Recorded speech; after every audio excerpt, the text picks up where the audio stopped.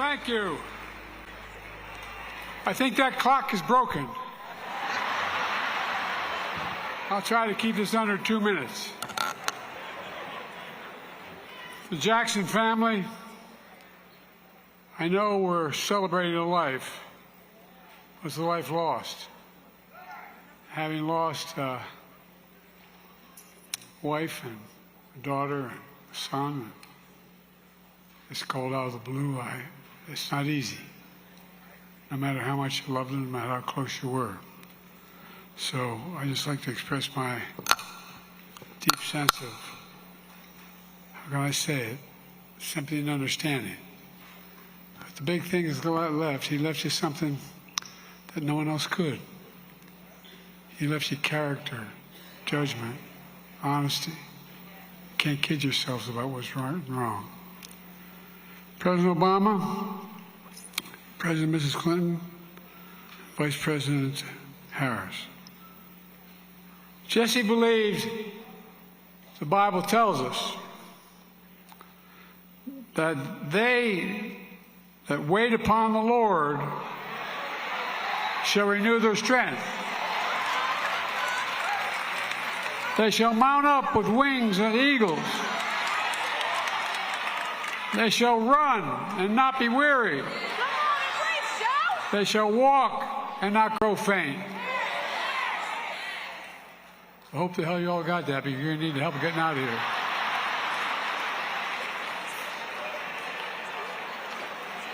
You know, I come from Scranton, Pennsylvania initially, where the fact that I was an Irish Catholic wasn't a very positive thing to be. And then moved down to Wilmington, Delaware, which was segregated by law, and remained that way for much of my life. And you know, it's interesting that Jesse Jackson, before we knew Jesse Jackson, I was raised with the notion that that hope is all you really have. You can't give up hope. My dad used to say, when you get knocked down, Joey, just get up. Just get up. Well, I was a kid. I was a relatively good athlete, a pretty good student, but I stuttered to talk like that. Now, if I told you all earlier, when I was a kid, I had a cleft palate or a club foot, none of you would have laughed. But it's okay to laugh at stuttering. I'm not being critical of you, but think about it. It's the one place where people think you're stupid. Oh, really? I'm a hell of a lot smarter than most of you. But all kidding aside, it makes you feel really small. Makes you feel really small.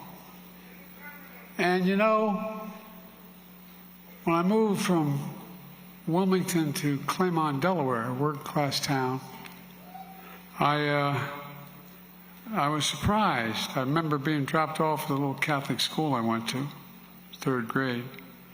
And I watched this bus go by every day. And it passed, I was on the call of Philadelphia Pike connecting Wilmington and Philadelphia. And it passed the turn to the big high school, Claymont High School. And the little Catholic school I went to, Holy Rosie, was right on the corner. I remember saying to my mom, "Mom, why does that happen?" She said, "Well, black kids aren't allowed to go to school with white kids in Delaware." And, you know, the more I thought about that, I thought to myself, how can that be, how can that work? How can that be right? And so, as strange as it sounds, I got involved in being concerned about it. I didn't know a damn thing about the civil rights movement. I was going into 4th grade. But you know what's right and you know what's wrong and you feel it. You know, the fact of the matter is, the man of God and the people throughout the decade of friendship and partnership, I knew Jesse. We were both young. I'm only 83. Here's 80. I'll tell you laughing at it. That's 40 times 2 plus. But all kidding aside, we came up through the same time. I knew Jesse, and history remembers him. I knew him as determined and tenacious. I knew him as underrated, undeterred, and unafraid. Not a joke. And more than most, Jesse was dedicated with every fiber in his being to redeeming the soul of America. The soul of America. You know, Jesse and I came up together as leaders in the Democratic Party. We had very different backgrounds, and in some cases even different views, but never on race. Sometimes we went at it toe-to-toe. We disagreed on some issues. But that's what I actually admired most about Jesse, his passion. He was passionate. His passion, the courage of his convictions. And you know, his courage inspired a hell of a lot of us, even though we were the same age. You know, with his captivating presence, his stirring words, he would be easy for history to mistake Jesse for a firebrand. I think they'd get it wrong. Jesse certainly created his fair share of good trouble. But through decades of service, Jesse's abiding message is one of unity. That's what he talked about. Through decades of service, Jesse's abiding message of unity moved people in the right direction. Above all, he always sought common ground. I remember telling Jesse that I knew a guy in South Africa that I was going to go see. His name is Nelson Mandela. And Jesse saying, how are you going to guys actually see him? By the way, you know, the continent of Africa is going to be the largest continent in the world in terms of population by the year 2050. The largest in the entire world. Watch, man. Watch. And the fact of the matter was that I remember there were a group of senators going down to, I got elected when I was 29. I wasn't old enough to be sworn in. For real. Some people I wasn't bright enough to be sworn in. But the point was, I had to wait 17 days before I could be eligible to be sworn in as the United States Senator. One of the benefits that had was I wasn't going to leave the Senate.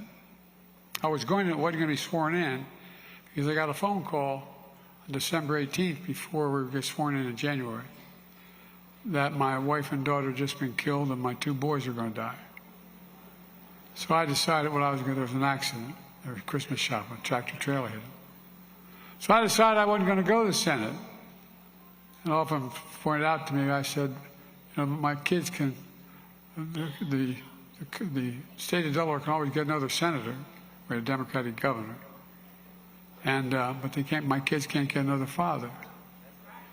But because of a couple people, start with Teddy Kennedy and a guy named Fritz Hollins from South Carolina, where Jesse is from, and a few others after Hubert Humphrey and others, they put their arm around me and they said, look, just stay for 10 months and then go. Because they knew I was going to be leaving, as Hillary can tell you, and all 3 of you can tell you, is that when you're a freshman, you don't get on the good committees. Committees everybody wants to get on are Appropriations, Finance, Judiciary, and Foreign Relations. So to keep me down there, they put me on 2 really important committees. The Judiciary Committee, which allowed me to appoint the first black justice to the Supreme Court.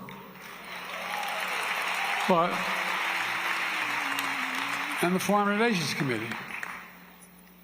The real benefit of that was, I've been around so damn long, I literally, and I'm not being critical of my colleagues, I know more heads of state personally than any other president in history of the United States of America. Which means I know a lot about other countries. I spend a lot of time. here's the point. You know, the fact is that as I learned, and by the way, I've forgotten more about what Putin does and these guys and Xi than most people know. I've met with Putin for, anyway. And remember, Barack was a great, great man to be vice president for. I really mean it, Barack. Thank you.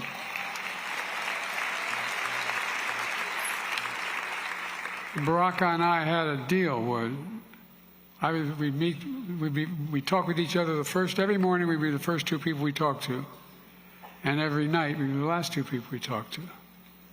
And Barack would be asking me a question or something. I'd say, well, you know, it's all personal relations. You go, I know, Joe. Enough about all personal relations.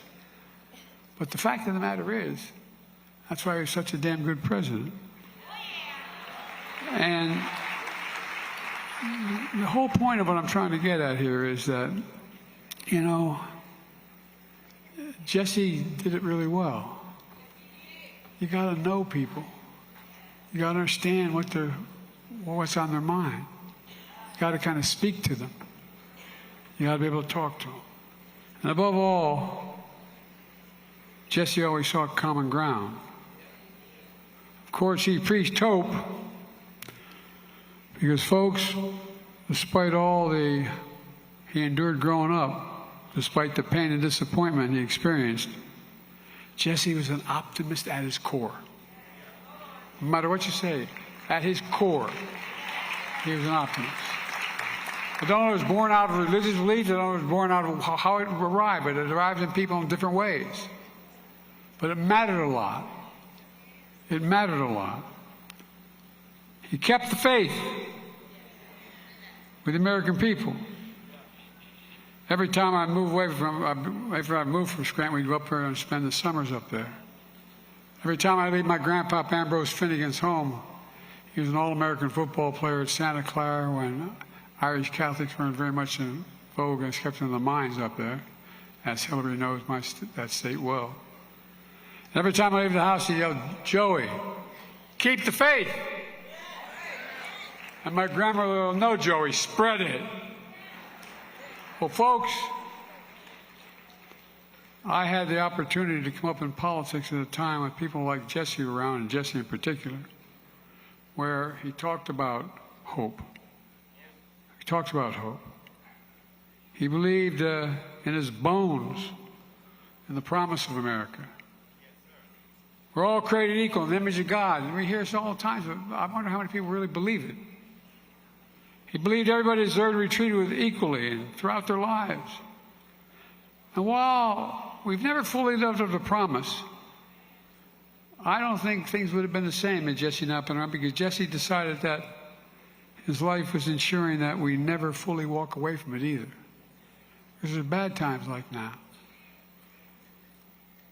We're in a tough spot, folks. We got an administration that doesn't share any of the values that we have. And I don't think I'm exaggerating a little bit. So,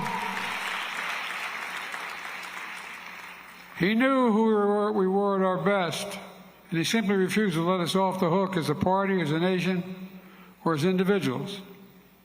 And time and again, through triumph and turmoil, with relentless insistence on what is right and just, he helped lead us closer to fulfilling our nation's promise of restoring the nation's soul. He used his gifts to influence generations of Americans, and countless elected officials, including presidents, as you see here today. And though through his impassioned words on the campaign trail and through moments of quiet courage, Jesse changed history in ways numerous and profound. In fact, I want to thank the Jackson family again, because you don't do it without family. My dad used to have an expression, Miss Jackson. He said, family is the beginning, the middle, and the end. It's all family. And Rainbow Push Coalition, you know, The family, you're just incredible. But I promise you, as much as we're celebrating here, when you leave here, you're still going to go home and you're going to feel a little hole in your heart. He's gone. He's gone. But only I can tell you from experience of losing so many people in my family, the day will come when his memory brings a smile to your lips before it brings a tear to your eye. It will come. It will come. And my prayer for you is it'll be sooner than later. Look, you know, at the Legion of Americans, I know there are many who counted Jesse as a mentor, a friend, a hero. Let us be what Jesse called us to be. A margin of hope. Sometimes just a margin. You change people's lives. You change community lives. Lift up this country and light the path to be a nation Jesse always believed we could be. You know, 3 years ago this week, Jesse and I came together once again on the Edmund Pettus Bridge. Walk across that bridge. When you stand there, you come from a state like Delaware, you understand what's on the other side when they're waiting there. Thugs on horses waiting to beat the living hell out of you. Well, let me tell you something. We reenacted that a number of times. But this time, Jesse's in a wheelchair. But he's not deterred. His faith renewed his strength. And with faith, he didn't grow weary and didn't let us grow weary. No, he really didn't. I know it sounds strange, but he didn't. I reflected on Jesse's strength and his spirit. Let me close with sharing a hymn that means a lot to the Biden family. Particularly meant a lot to my son, Bo. Bo is a wonderful guy. He should be standing here, not me. Bo was the Attorney General of the state of Delaware, a really decent guy, loved by everyone in the community. Volunteered to go to Iraq, rather than go to Iraq when it was all National Guard. And he died there because he was exposed to those burn pits. Well, you know, this quote meant a lot. It's, and he will raise you up on eagle's wings and bear you on the breath of dawn. And let this light shine upon you like the sun until next time he sees you, he'll be holding in the palm of his hand. My prayer for everyone here, and I'm cutting my speech very short because I'm afraid I'm being attacked.